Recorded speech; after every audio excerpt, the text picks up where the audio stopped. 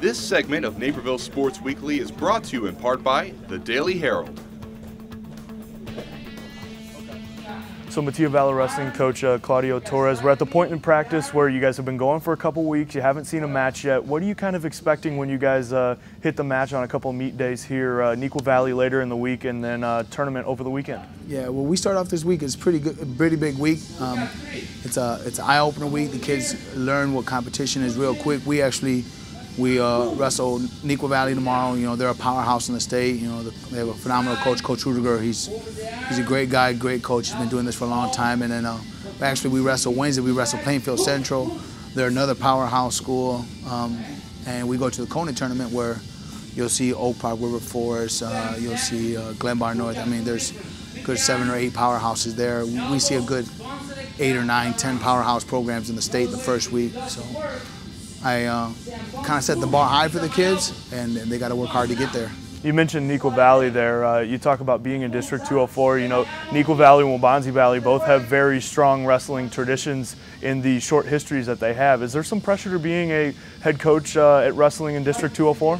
Yeah, I've Coach Rudiger. I actually used to go when he used to be the head coach at St. Charles East. I used to go see him, and I call him sometimes and ask him questions about being a head coach, and kind of mentors me a little bit as far as, you know, decisions making with head coaching. So he's a great guy, and I coached with Coach Caldwell from Waubonsie before here. So, you know, he's helped me out in so many ways. You know, even with something as far as getting the position here. You know, he was aware I was applying for it, and he was happy to see me grow, and he's helped me come along the ways over the years. The theme with Metea Valley Athletics right now, really across the board, is obviously it's the first year with 4 full classes in the school, and you have seniors on the varsity teams now. Is this at a position where you guys kind of feel fortunate because you're able to build up the programs to, you know, really from the ground up? Do you guys feel that you're in a fortunate position as a coaching staff that you can maybe knock out some bad habits early and really kind of put in some good habits early with a lot of these kids? Yeah, it's real good because I kind of, when I started the program 3 years ago, I had a vision, and that's the best thing about starting a program from scratch is you have a vision of what you're looking for, and it's up to you to get it there.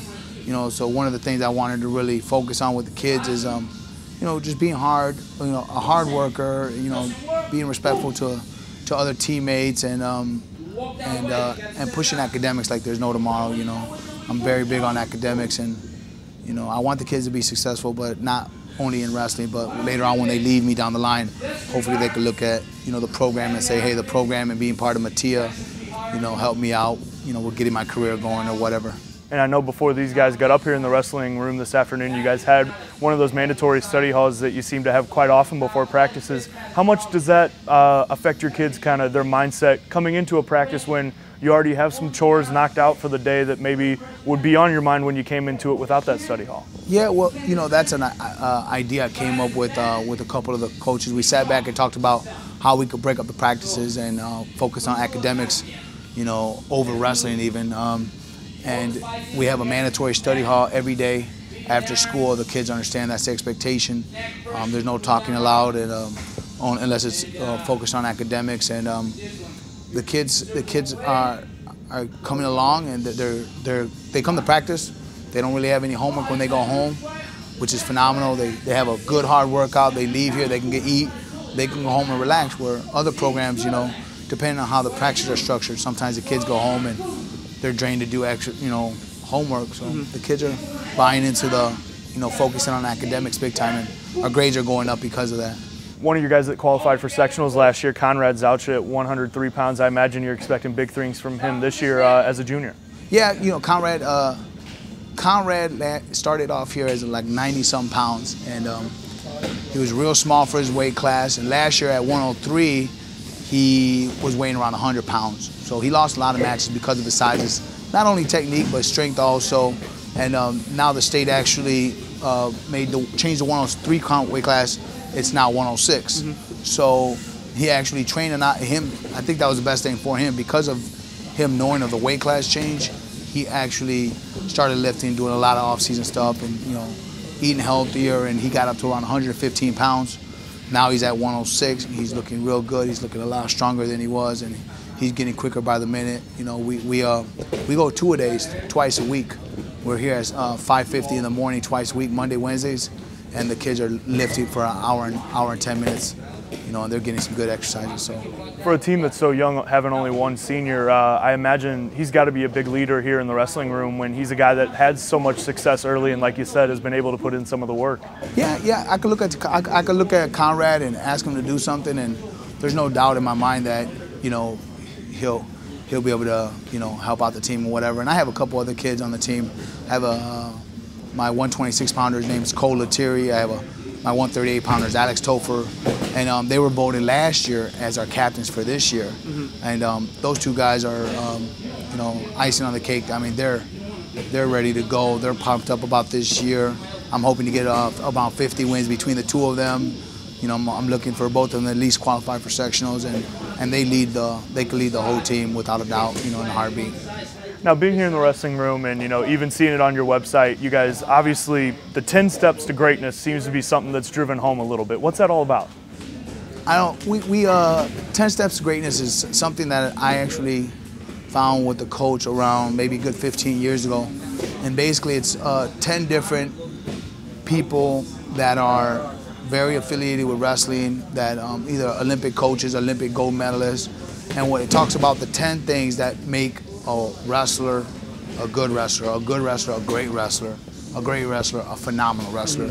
So what we do is we'll bring it in and talk about these steps and talking about, you know, making the commitment and setting personal goals and intensity level and off-season commitments and explain it. So not only is it just a word, but we're able to explain the meaning behind it and they understand it. We'll talk about it as a team and so forth. And you talk about greatness. You have some on this coaching staff. Dana Holland, Arizona State, nearly an All-American a couple of years ago. Jose Martinez, another guy. How much has having those assistant coaches that have some very big experience helped you guys develop this program in the early stages? There's no words to say how I truly feel about this coaching staff. This coaching staff, I can honestly say, is phenomenal. I've gotten emails from coaches around the state that just say, wow, how did you get this staff together?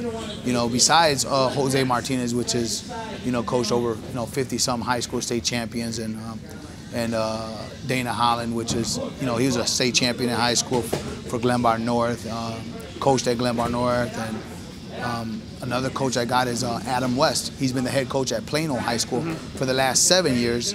Now he's a dean of students here. We met and he got on board here, and then I also have, I think he's behind me here is Alex Pons. He was actually 7 years assistant coach at Elmhurst College. So he's actually a college coach, and we have him now working with our high schoolers. I have Kevin Roth, you know, he's another great coach to have in here, and I coached him in high school, and I mean, every coach on this staff is just, you know, top notch, and it's great, you know, when I get emails about people saying, hey, how'd you get that staff together? I'm like, yeah, I got a good staff. I'm happy. I'm really good. For sure. Well, you talked about some of the tests you guys see early. This is a pretty tough schedule for this squad that you've kind of set up. How much do you think that'll help you guys down the road once we get to late January, February, when things really start to matter in the postseason?